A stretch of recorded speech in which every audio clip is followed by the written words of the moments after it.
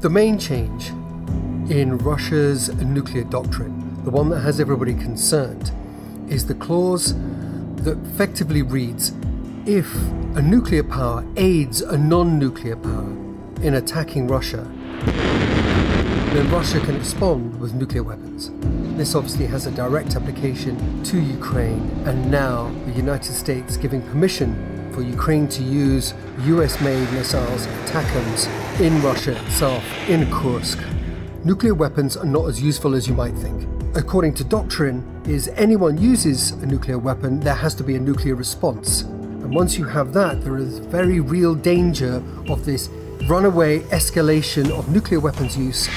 And then you have general nuclear war, which would mean effectively the destruction of the biosphere and the triggering of a nuclear winter. It also means the destruction of your own country. So no one wants that.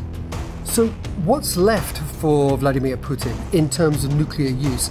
There is a way to use nuclear weapons to scare off and to draw a very strong red line, and that is to test them on your own soil.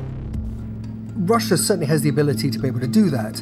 In fact, there has been increased activity cited via satellite imagery around Novaya Zemlya, which is an old Soviet nuclear testing ground where there's been ground being cleared and extra buildings being added and much more movement in the last few months than there has been seen in years.